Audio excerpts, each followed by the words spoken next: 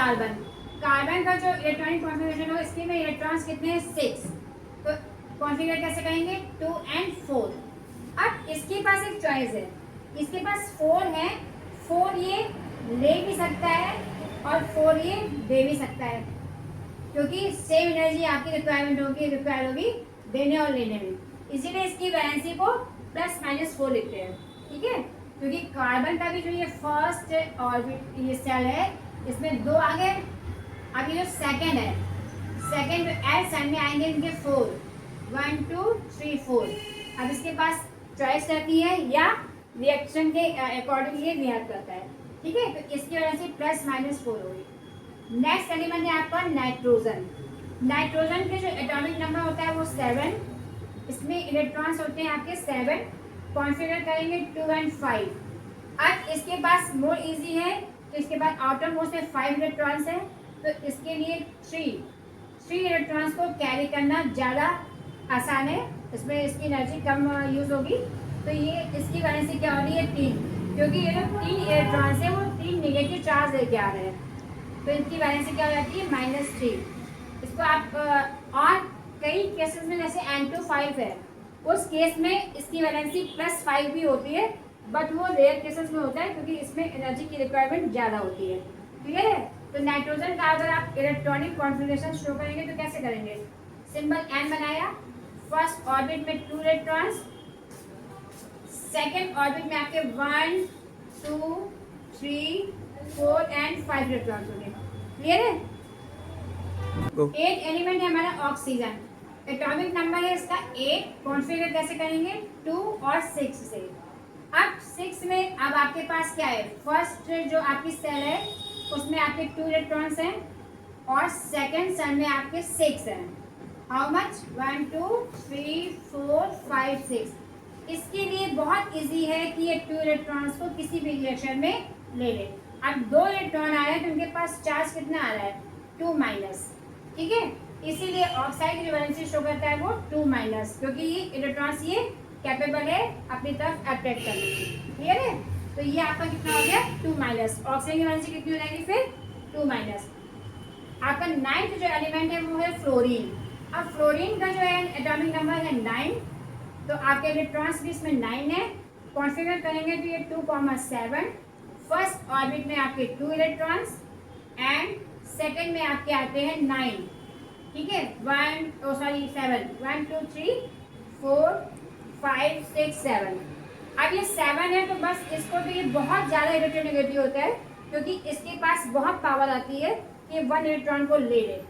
ठीक है, तो ये ज़्यादातर रिएक्शन में वो करेगा कि 1 इलेक्ट्रॉन ये लेते ही रहता है, और किसी के साथ भी जो रिएक्ट करता है तो 1 इलेक्ट्रॉन ले करके ये अपना ऑक्टेट कंप्लीट कर लेता है। मेन जो प्रोसेस होती है ऑक्टेट कंप्लीट करने की, ये 2 इलेक्ट्रॉन लेके अपना ऑक्टेट कंप्लीट करता है, 2-8 हो जाता है। ये 1 इलेक्ट्रॉन लेके अपना ऑक्टेट कंप्लीट हो जाता है, 2-8 हो जाता है।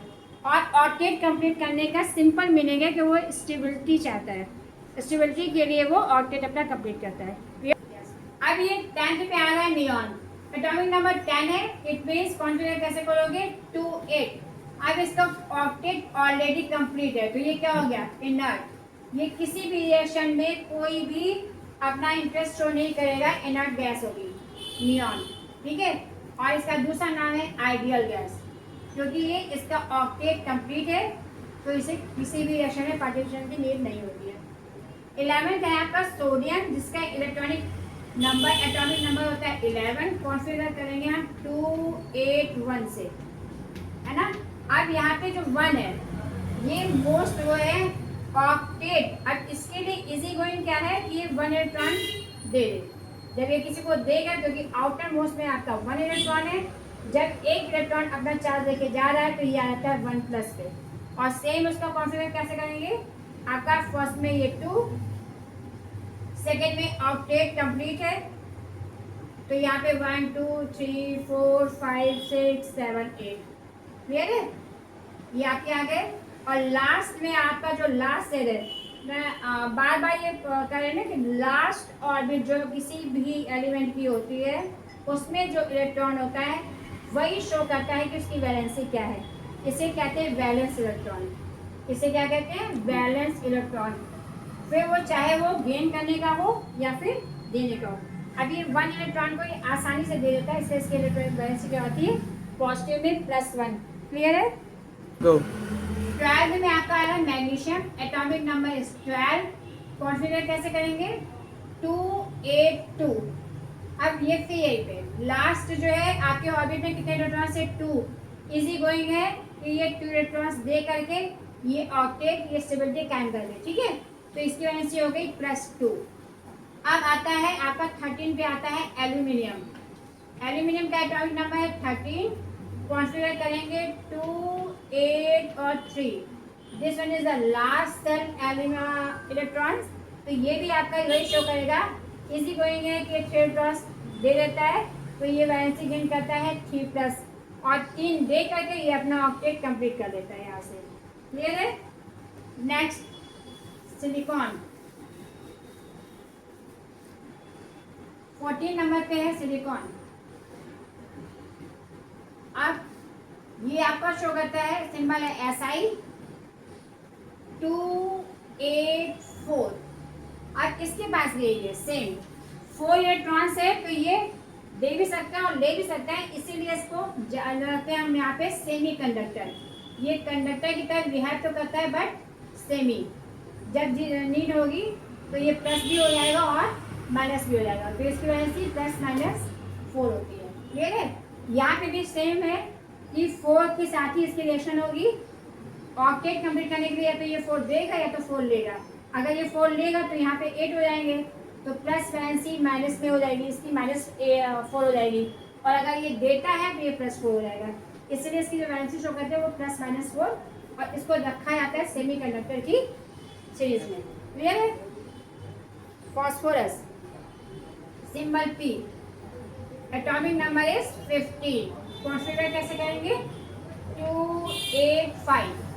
अब यहाँ पे 5 है, इसके पास मोर चांसेस होंगे 3 इलेक्ट्रॉन्स लेने के। तो जब 3 इलेक्ट्रॉन 4 लेके आ रहे हैं तो वो क्या हो जाएगा, 3-। तो इसकी वैलेंसी ज़्यादातर केसेस में होती है P = 3-। बट कुछ केसेस में ऐसा होता है कि अब ये 5 इलेक्ट्रॉन को जब ये देता है तो वैलेंसी इसकी शो होती है +5, क्योंकि 5 इलेक्ट्रॉन अपनी एनर्जी अपना चार्ज लेके जा रहे हैं और डिफरेंट ऑक्टेट आपका कंप्लीट हो रहा है यहाँ से। तब ये कई केसेस में बनाता है आपका P2O5। ये तब होता है जब इसकी वैलेंसी P पॉजिटिव हो जाती है 5। ठीक है, और अदरवाइज फॉस्फेट की वैलेंसी क्या होती है, -3। क्लियर है?